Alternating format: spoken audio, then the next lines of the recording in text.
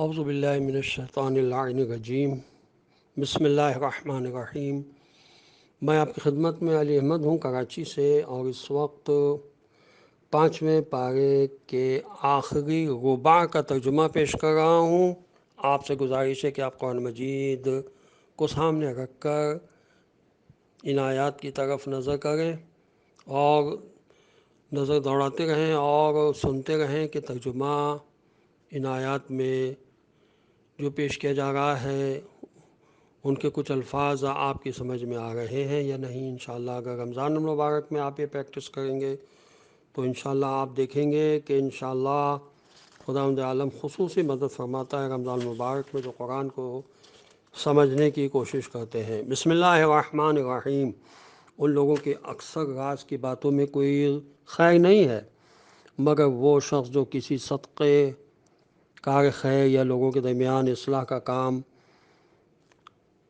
کرے اور دوسروں کو بھی حکم دے، اور جو بھی یہ سارے کام رضا الہی کی طلب میں انجام دے گا ہم اسے اجر عظیم عطا کریں گے۔ اور جو شخص بھی ہدایت کے واضح ہو جانے کے بعد رسول سے اختلاف کرے گا اور مومنین کے راستے کے علاوہ کوئی دوسرا راستہ اختیار کرے گا اسے ہم ادھر ہی پھینک دیں گے جدھر وہ پھر گیا ہے، اور جہنم میں جھونک دیں گے جو بدترین ٹھکانہ ہے۔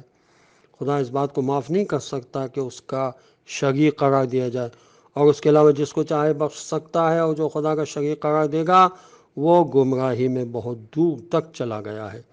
یہ لوگ خدا کو چھوڑ کر بس عورتوں کی پرستش کرتے ہیں اور سرکش شیطان کو آواز دیتے ہیں جس پر خدا کی لعنت ہے، اور اس نے خدا سے بھی کہہ دیا ہے کہ میں تیرے بندوں میں سے ایک مقرر حصہ ضرور لے لوں گا اور انہیں گمراہ کروں گا، امیدیں دلاؤں گا اور ایسا کام دوں گا کہ وہ جانوروں اس کے کان کاٹ ڈالیں گے۔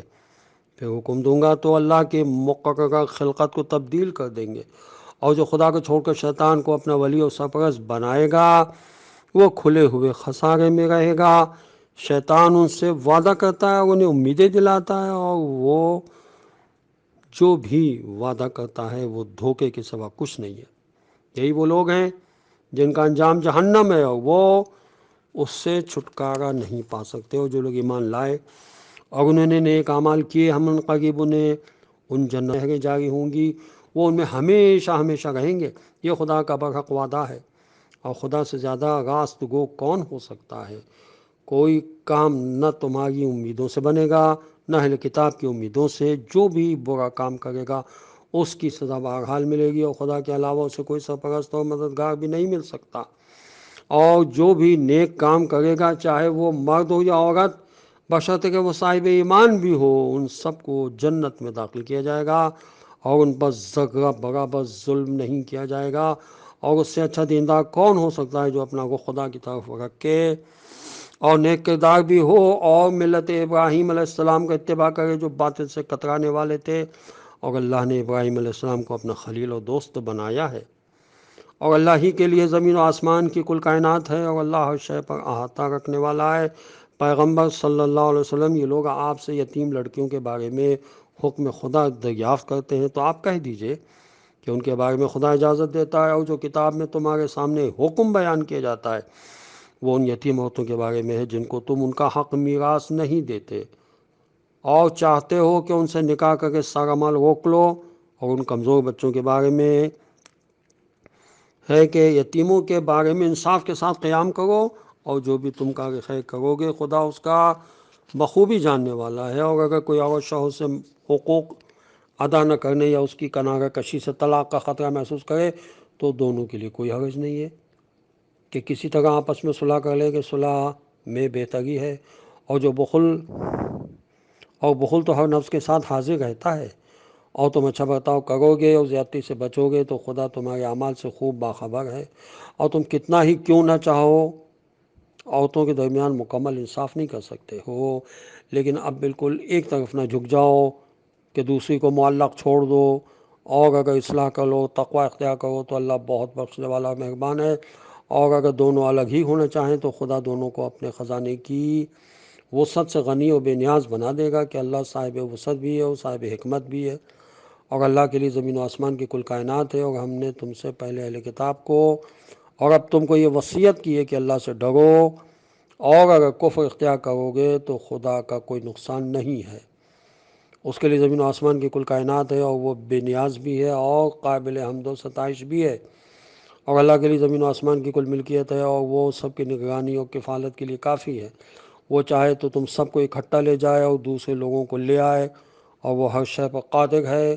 جو انسان دنیا کا ثواب و بدلہ چاہتا ہے، اسے معلوم ہونا چاہیے کہ خدا کے پاس دنیا اور آخرت دونوں کا انعام ہے، اور وہ ہر ایک کا سننے والا اور دیکھنے والا ہے۔ اے ایمان والوں، عدل و انصاف کے ساتھ قیام کرو اور اللہ کے لیے گواہ بنو، چاہے اپنی ذات یا اپنے والدین اور اقربا ہی کے خلاف کیوں نہ ہو۔ جس کے لیے گواہی دینا ہے وہ غنی ہو یا فقیر، اللہ دونوں کے لیے تم سے اولا ہے۔ لہذا خبردار، خواہشات کا اتباع نہ کرنا تاکہ انصاف کر سکو۔ اور اگر توڑ مروڑ سے کام لیا یا بالکل کنارہ کشی کر لی تو یاد رکھو کہ اللہ تمہارے اعمال سے خوب باخبر ہے۔ ایمان والوں، اللہ رسول اور وہ کتاب جو رسول پر نازل ہوئی ہے اور وہ کتاب جو اس سے پہلے نازل ہو چکی ہے، سب پر ایمان لے آؤ، اور یاد رکھو کہ جو خدا، ملائکہ، کتب سماویہ، رسول اور روز قیامت کا انکار کرے گا وہ یقیناً گمراہی میں بہت دور نکل گیا ہے۔ جو لوگ ایمان لائے اور پھر کفر اختیار کر لیا، پھر ایمان لے آئے اور پھر کافر ہو گئے اور پھر کفر میں شدید و مزید ہو گئے، تو خدا ہرگز انہیں معاف نہیں کر سکتا اور نہ سیدھے راستے کی ہدایت دے سکتا ہے۔ آپ ان منافقین کو دردناک عذاب کی بشارت دے دیں جو لوگ مومنین کو چھوڑ کر کفار کو اپنا ولی اور سرپرست بناتے ہیں۔ کیا یہ ان کے پاس عزت تلاش کر رہے ہیں؟ جبکہ ساری عزت صرف اللہ کے لیے ہے۔ اور اس نے کتاب میں یہ بات نازل کر دی ہے کہ جب آیت الہی کے بارے میں یہ سنو کہ ان کا انکار اور استہزاء ہو رہا ہے تو خبردار ان کے ساتھ ہرگز نہ بیٹھنا جب تک وہ دوسری باتوں میں مصروف نہ ہو جائیں، ورنہ تم انہی کے مثل ہو جاؤ گے۔ خدا کفار اور منافقین سب کو جہنم میں ایک ساتھ اکٹھا کرنے والا ہے۔ السلام علیکم ورحمۃ اللہ وبرکاتہ۔